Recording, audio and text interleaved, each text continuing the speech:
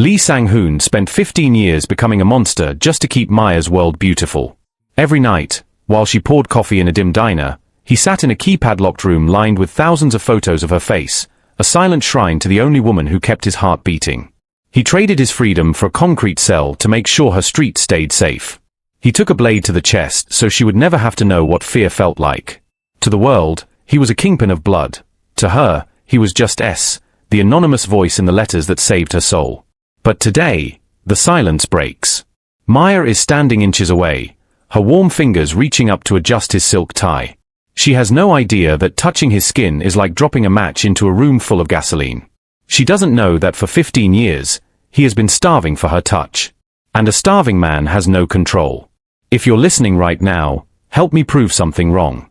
My mother said I wouldn't even reach 200 subscribers, but I believe stories like this deserve to be heard. Help me show her that these tales matter. Please subscribe and let's keep breathing life into stories that were never meant to stay silent. Now, let's continue. The envelope sat on Maya's apron like a secret. Her fingers trembled as she tore it open, not from exhaustion, though the 10-hour shift had turned her feet into blocks of fire, but from something sweeter. The letter inside was written in that familiar, careful hand, each word a lifeline thrown across an ocean of loneliness. Maya, I hope the world was kind to you today.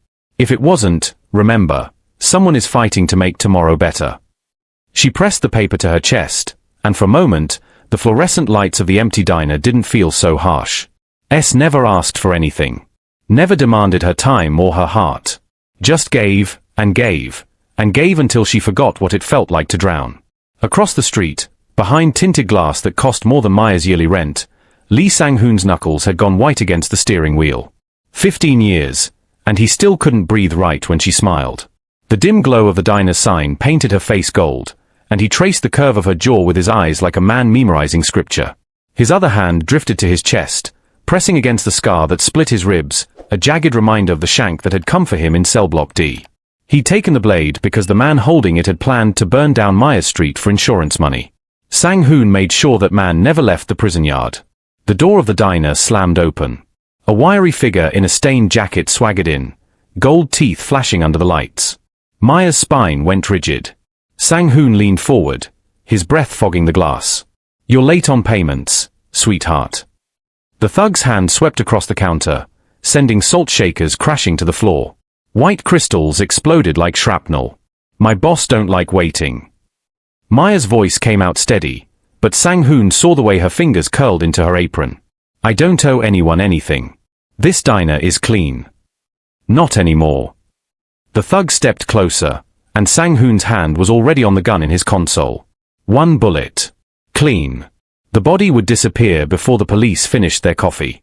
But the thug just laughed, a wet, ugly sound, and turned toward the door. You got 3 days. Then we come back, and we won't be asking nice. The bell above the door chimed as he left. Maya stood frozen, her chest rising and falling too fast.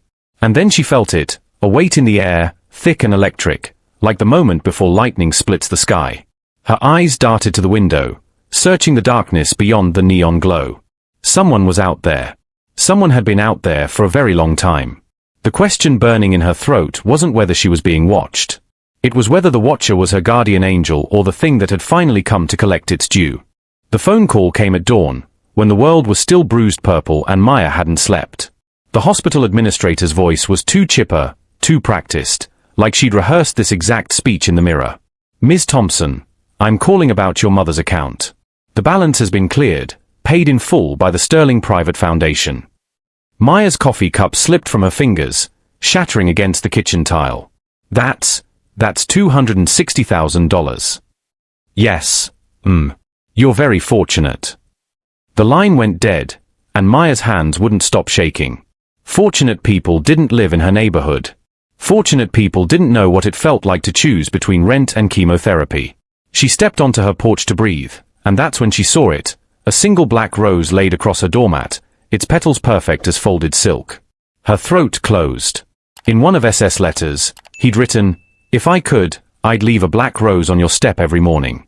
Something beautiful that doesn't apologize for its thorns." Maya picked up the flower, and the stem bit into her palm, drawing a thin line of red.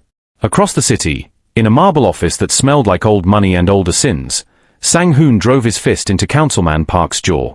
The politician crumpled against his mahogany desk, blood painting his teeth. You wanted to shut down her diner for a parking lot. Sang-hoon's voice was a blade wrapped in velvet. You thought she wouldn't fight back because she's nobody. Please, Park's words dissolved into wet coughing. Sang-hoon leaned in close, his breath hot against the man's ear. She's not nobody.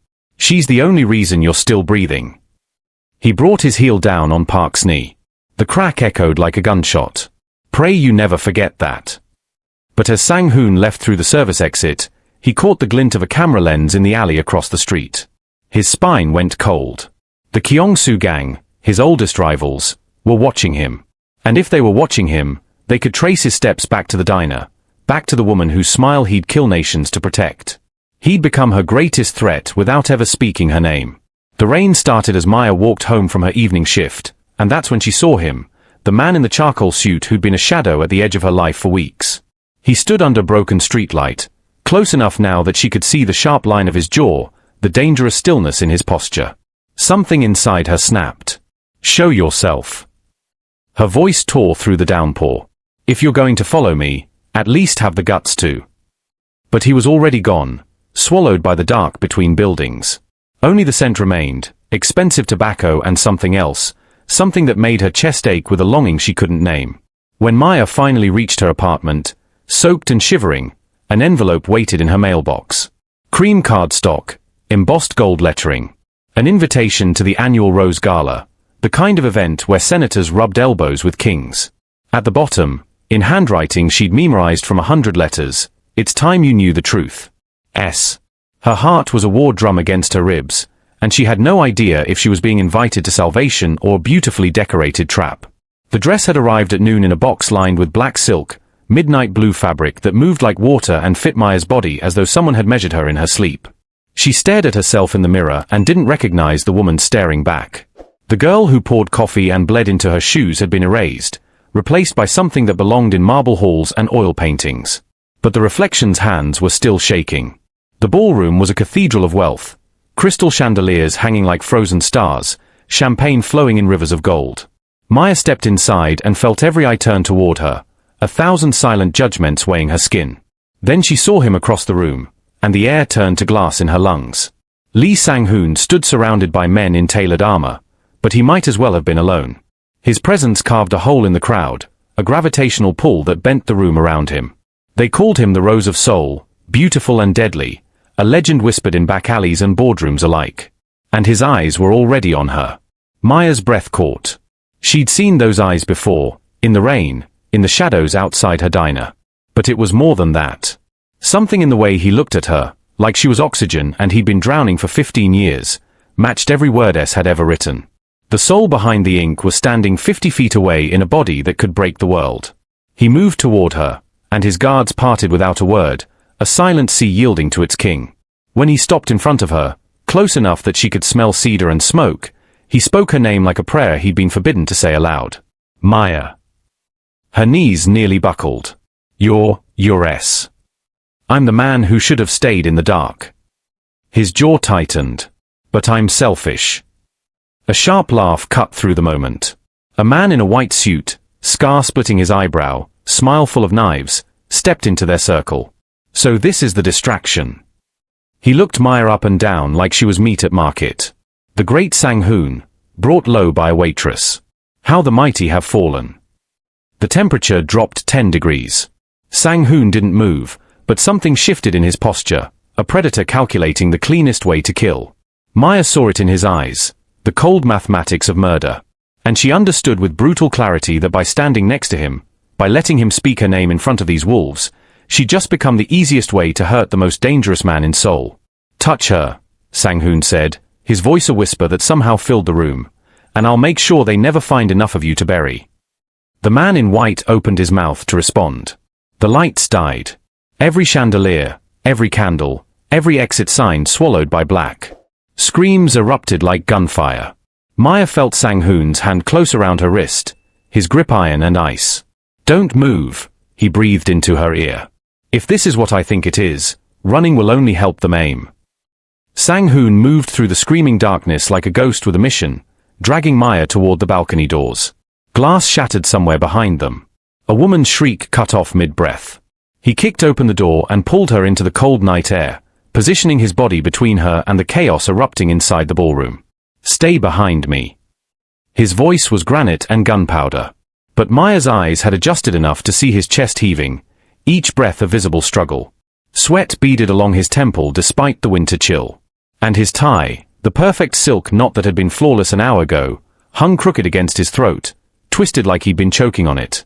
Her hand moved before her brain caught up. Fingers reaching for the silk, for the man who'd been untouchable in every letter, in every shadow. The moment her fingertips brushed the bare skin of his neck, Sang-hoon went completely still. Not the stillness of calm.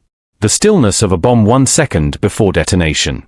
His hand shot up, catching her wrist. "Don't." The word came out strangled. "You don't know what your tie is crooked." Her voice was steadier than her pulse. "Let me fix it." 15 years of starvation detonated in his chest.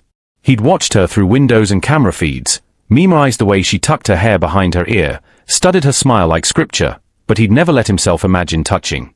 And now her warmth was seeping into his skin, and the cage he'd built around his hunger was turning to ash.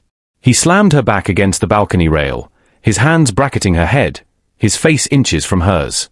"I spent 3 years in a concrete box for you." His voice was a razor dragging across gravel. 3 years breathing recycled air and eating food that wasn't food. Also, the animals in this city would know your street was mine. Maya's breath hitched, but she didn't look away. "Why didn't you tell me?" "Because you would have tried to save me." His thumb traced her jawline, a touch so gentle it contradicted the violence in his eyes. "And I didn't need saving. I needed you to keep smiling." The space between them collapsed. His mouth crashed against hers, desperate and worshipful, brutal and tender, a collision of 15 years of letters and longing. She tasted like everything he denied himself, and he drank her in like a man who'd forgotten what it meant to be alive. When he finally pulled back, his pupils were blown wide, his control a fraying thread. "You're not going back to that diner." His hands tightened on her waist, possessive and unshakable. "You're mine now. My castle. My protection. My everything." Sang-hoon. A red dot appeared on his chest, small and precise, right over his heart. Maya saw it first, the laser sight cutting through the dark, steady as a death sentence. Her scream tore the night apart. But Sang-hoon's eyes had gone cold and calculating, already tracking the trajectory. "Get down," he whispered, and shoved her toward the stone floor as the first shot split the air where his head had been a heartbeat before. The mansion rose from the hillside like a monument to paranoia. 12-foot walls topped with cameras, guards at every corner, steel doors that hissed shut with the finality of a tomb ceiling. Sang-hoon pulled Maya through the entrance, his hand still iron around her wrist, his body coiled tight as a spring. "No one gets through these walls." His voice was a promise carved in stone. "You're safe here." But Maya had learned that safety was just another word for cage. He disappeared into his study to handle the fallout, barking orders into his phone, his voice low and lethal. Maya stood in the marble foyer, her reflection fractured across a dozen security monitors, and felt the weight of the house pressing down on her ribs. She needed air. She needed space. She needed to understand what kind of man wrote love letters and then took bullets meant for her without flinching. The hallway stretched into shadow, and at its end, a door stood slightly ajar, the only imperfection in this fortress of control. Her feet moved before her mind could stop them. The room beyond was small, windowless, lit by a single bulb that hummed like a dying insect. And every wall was covered in photographs. Thousands of them, layered like scales on a serpent, each one a stolen moment from her life. Maya eating toast at her kitchen table. Maya laughing with a coworker. Maya asleep on her couch, her face soft and unguarded. 15 years of her existence, catalogued and preserved, a museum of obsession. Her stomach turned to ice. The man who'd saved her, who'd written about hope and light and beauty, had been watching her dress through her bedroom window. Had been there in her most private moments, invisible and hungry, cataloguing every breath she took. "I knew you'd find this eventually." Sang-hoon's voice came from the doorway, flat and unapologetic. Maya spun, her back hitting the wall of photographs. "You've been watching me. For 15 years, you've been." breathing. He stepped into the room, and the space shrank around him. In that prison cell, when the walls closed in and the silence tried to bury me, these were the only thing that kept me human. He gestured at the photos, his jaw tight. You smiled at a customer on a Tuesday in 2018. I memorized that smile. It got me through 6 months of solitary. That's not love. Her voice cracked down the middle. That's obsession, sickness, madness. He nodded, his eyes dark and unflinching. Call it whatever you want. But it kept you alive. Every night I studied these, I made a list of who to break, who to pay, who to bury so your world stayed soft. Maya's throat closed. She was staring at her savior and her stalker, and they wore the same face. I can't. The words dissolved as the floor beneath them bucked. The explosion tore through the east wing like the fist of an angry god, glass and plaster raining down in a deadly storm. The lights died. Emergency alarms shrieked. And through the smoke, Maya heard the unmistakable sound of boots, heavy, organized, coming fast. Sang-hoon's hand found hers in the dark, his grip desperate. They found us. Sang-hoon dragged Maya through the smoke-choked hallway, his gun drawn, his movements precise even as the mansion crumbled around them. They were 10 feet from the safe room when his legs buckled. He hit the marble floor hard, one hand clawing at his chest like he could rip out whatever was killing him from the inside. Sang-hoon. Maya dropped beside him, her hands hovering over his body, unsure where to touch, how to help. His face had gone gray, sweat pouring down his temples. I'm fine. We need to. His words dissolved into a gasp that sounded like drowning. You're not fine. She grabbed his jaw, forcing him to look at her. What's wrong with you? The gunfire grew closer. Boots pounding. Voices shouting coordinates. But Sang-hoon's eyes had gone distant, resigned, like he'd been waiting for this moment since the day he first saw her pour coffee. The man who stabbed me in prison, he said, each word costing him, got my heart. Punctured the left ventricle. The doctors said I had 2 years, maybe 3 if I stayed calm. Avoided stress. A bitter laugh rattled in his chest. That was 12 years ago. Maya's hand started shaking. You've been dying this whole time. I've been living. He cupped her face with a hand that trembled. Every year I stole was because I had you to watch. You were the only thing my heart wanted to keep beating for. The anger that had burned in her chest since she saw the photos turned to something worse, a grief so heavy it crushed her lungs. He hadn't just been obsessed.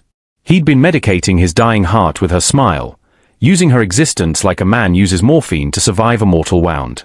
Why didn't you get treatment? Because treatment meant hospitals. Records. Questions. His thumb traced her cheekbone. And I couldn't protect you from a hospital bed. The safe room door hissed open. His guards had cleared a path. Sang-hoon stumbled inside, pulling Maya with him, and for the first time in 15 years, he let the armor crack. They sat on the floor while the world burned outside, and he told her everything, the kill count, the bribes, the empire built on bones. He showed her the man beneath the monster, and she saw that they were the same person, inseparable as flesh and shadow. I'd do it all again, he whispered, his head resting against hers. Every brutal thing. Every nightmare. Just to give you one more day of peace. Maya's throat burned. That's not a gift. That's a curse. Then curse me. His lips brushed her temple. I'll take it gladly. In the security room 3 floors down, General Kwon watched the monitors with dead eyes. He'd served Sang-hoon for 20 years, bled for him, killed for him. And now his boss was ready to burn the empire to ash for a woman who didn't even know the price of the crown. Kwon picked up his encrypted phone and dialed a number he'd sworn he'd never use. It's me, he said when the line clicked open. I have something the Kyongsu gang will pay a fortune for. The Rose's weakness. And she's gift-wrapped in his safe room. When Maya woke, dawnlight was bleeding through the reinforced windows. The attack had been repelled. The mansion was silent. But Sang-hoon was gone, and when she tried the bedroom door, it didn't budge. The lock was engaged from the outside. She pressed her ear to the wood and heard nothing. No guards. No movement. Just the terrible quiet of a woman who'd finally learned that protection and prison were 2 words for the same cage. The window exploded inward at 3 a.m., glass turning to glittering rain as masked figures poured through like a flood of shadows. Maya threw herself against the locked door, screaming Sang-hoon's name into wood that swallowed her voice whole. Gunfire erupted downstairs, short, brutal bursts that meant his guards were already dying. Then she heard General Kwon's voice, calm and surgical, giving directions. Third floor. The photo room. Burn it first. Her blood turned to slush. They weren't just here to kill. They were here to destroy.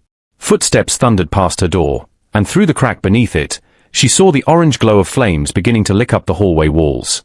The smoke came next, thick and black, curling under the door like toxic fingers reaching for her throat. Somewhere in the chaos, Sang-hoon was crawling through the inferno, his shirt already burning, his chest screaming with every breath. The photo room was a furnace, walls of memories turning to ash, 15 years of her life dissolving into smoke. But he didn't go for the vault of gold bars in the basement. Didn't grab the hard drives of blackmail that could topple governments. He went for the showbox on the top shelf. The one filled with Maya's letters, her handwriting faded but sacred, every word a reason he'd survived prison. His fingers closed around it as a beam collapsed, trapping his leg. The flames climbed his back, hungry and merciless, but he held that box against his chest like it was his beating heart. Found her. The shout came from down the hall. They'd blown the bedroom door off its hinges. Maya fought, nails and teeth and desperation. But there were 4 of them, and they moved with the efficiency of men who'd done this 1,000 times before. A cloth soaked in something chemical clamped over her mouth, and the world tilted sideways into black. When she woke, the walls were concrete. The air tasted like decay and old blood. And carved into the stone above the rusted cot were words she recognized. Day 847. Maya smiled today. That's enough. She was in Sang-hoon's old cell. The same cage where he'd spent 3 years dreaming of her face. The door creaked open, and a man in an expensive suit stepped in, holding a phone like a trophy. "We're streaming live," he said, his smile all teeth. "Your monster is watching." He turned the camera toward her, and Maya saw her own face on the screen, pale, terrified, trapped. And somewhere on the other end, Sang-hoon was seeing the woman he'd bled for locked in the same hell he'd endured for her. "Here's the deal, Rose of Soul," the man called out to the camera. "Your life for hers. You walk into our hands, unarmed, and we'll let the girl go. You have 12 hours. He leaned closer to Maya, his breath hot and rotten. "Or we start sending you pieces of her until you agree." The phone went dark. Maya was alone in the cell, and she finally understood the full weight of what Sang-hoon had carried. He'd lived in this tomb for 3 years, knowing that if he broke, if he gave them what they wanted, she would die. And now he had to make the same choice in reverse, his life or hers. Except his heart was already failing, his body already broken, and the clock was counting down toward an ending where neither of them survived. Sang-hoon entered the prison through a mouth of darkness, a tunnel he'd carved with stolen spoons and broken fingernails over 18 months of his sentence. The walls still bore his blood, rust-colored stains that marked every inch he'd fought for freedom. But tonight, he wasn't crawling toward escape. He was diving back into hell to pull her out. His heart hammered against his ribs, each beat a countdown he could feel in his bones. The nitro pills in his pocket might buy him an hour. Maybe 2 if God was merciful. But mercy had never been a currency he could afford. The first guard went down silent, Sang-hoon's hand over his mouth, blade between his ribs, a prayer whispered for the man's family. The second tried to radio for help. Tried. By the third, they knew the Rose had returned, and fear spread through the prison like wildfire in dry grass. He moved through the corridors like something that had crawled out of their nightmares, his eyes cold as winter glass, his hand steady as a surgeon's. Every guard who raised a weapon died before the safety clicked off. Every locked door surrendered to keys he'd stolen off corpses. And then he reached the courtyard, where the sodium lights painted everything the color of old bruises, and his heart stopped for reasons that had nothing to do with the damaged muscle in his chest. Maya knelt in the center, hands bound behind her back. General Kwon stood over her, his knife pressed against her throat hard enough to draw a thin line of red. "There he is." Kwon's voice was almost sad. The man who chose love over legacy. Sang-hoon raised his gun, but 30 rifles rose to meet him, guards on every wall, every angle covered. "Let her go, and I'll give you whatever you want. I want you dead." Kwon pressed the blade deeper, and Maya's breath hitched. "Drop the gun, or I open her throat right here." For 15 years, Sang-hoon had been a king who bent the world to his will. But kings were just men who'd forgotten how to kneel. He looked at Maya, her eyes wide and wet but defiant, and let the gun clatter to the concrete. Good. Now walk forward. Slowly. Sang-hoon took 3 steps, his hands raised, his body screaming at him that this was suicide. But Maya's life was worth more than his pride, more than his crown, more than the empire he'd built on bones. Kwon smiled. Goodbye, boss. The knife started to move. Maya's hand shot up from behind her back, the pen clenched in her fist like a dagger. The same silver pen Sang-hoon had sent her in a letter 5 years ago, engraved with a single word, survive. She drove it into Kwon's thigh, angled up toward the femoral artery, just like he'd taught her in a letter she thought was a metaphor. Kwon screamed, stumbling back. Sang-hoon was already moving, closing the distance in 2 heartbeats, his hands becoming weapons. The knife hit the ground. Then Kwon did, his neck bent at an angle that promised he'd never betray anyone again. But the sniper on the east tower had been waiting for this exact moment. The shot cracked through the night like God's judgment, and Sang-hoon's body jerked forward, blood blooming across his back in a dark, spreading rose.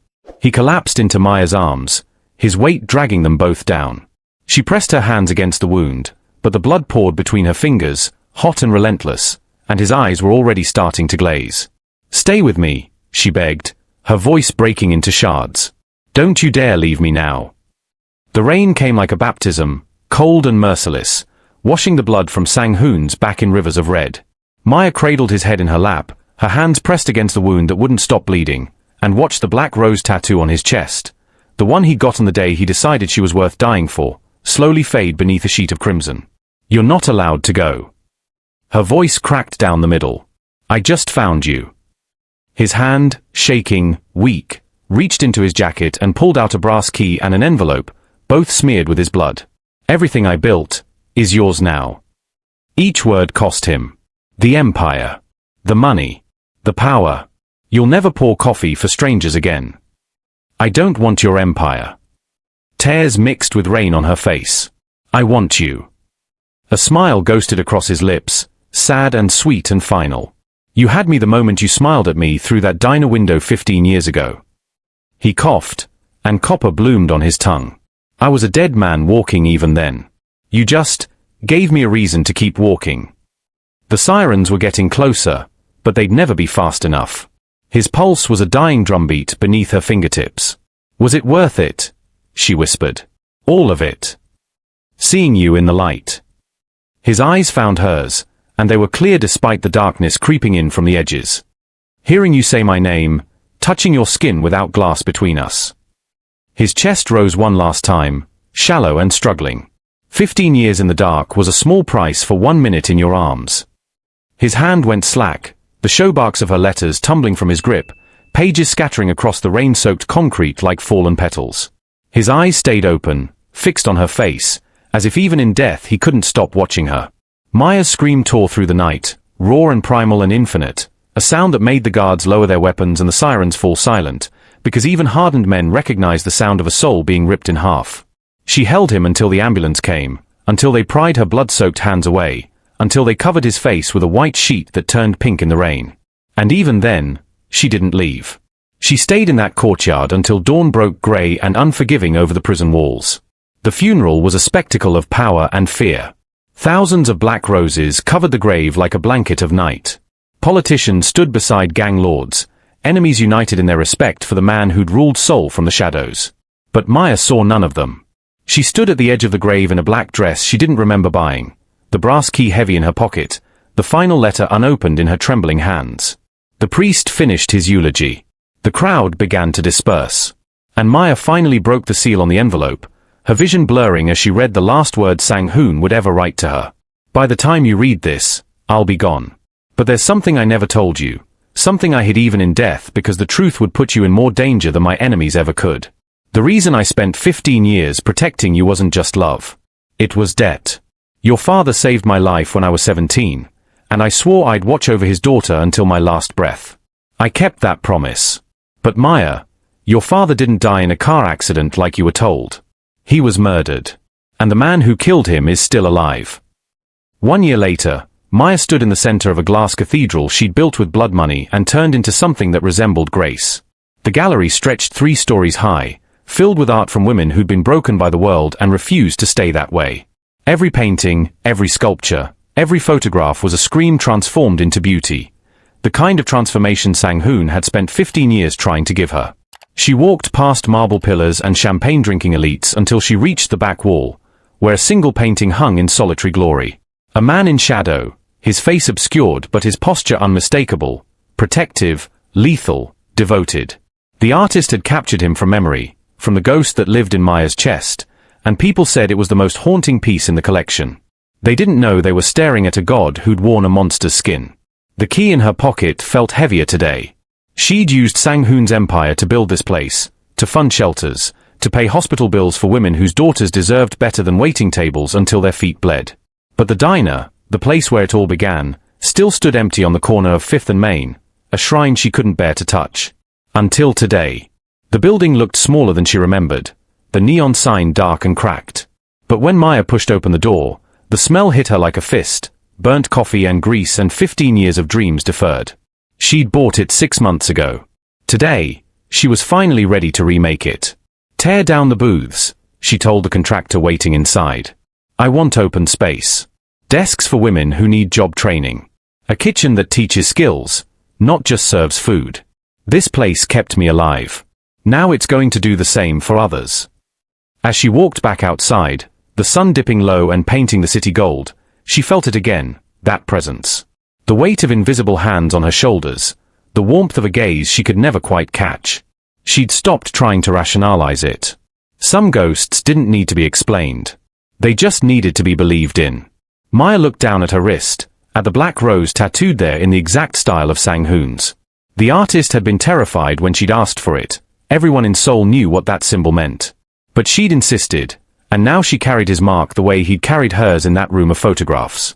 A permanent vow. A visible scar. The final letter sat folded in her wallet, read so many times the creases had turned to gossamer. She pulled it out, even though she'd memorized every word, and read the last paragraph one more time. I knew my heart was failing long before the doctors gave me a deadline. I knew that loving you would kill me. But Maya, you have to understand, I was already dead. You made me alive. And now that I'm gone, I need you to do something for me, be the boss. Not of my empire. Of your own life. Be the woman who doesn't wait for letters or princes or saviors. Be the queen I always saw when I looked at you through that diner window. And know that wherever I am, I'm still watching. I'll always be watching. Maya folded the letter and looked at the sunset bleeding across the Seoul skyline. She wasn't the scared waitress anymore, the girl who'd needed a ghost to keep her safe. She was the woman who'd taken a kingpin's empire and turned it into something that healed instead of destroyed. But as she walked through the city, her city now, she wasn't afraid of the dark. Because somewhere in the shadows between the streetlights, she knew he was still there. Her silent protector. Her obsessive savior. The man who'd loved her from purgatory and made sure she lived in the light. The Rose of Seoul was dead. But his garden was still blooming.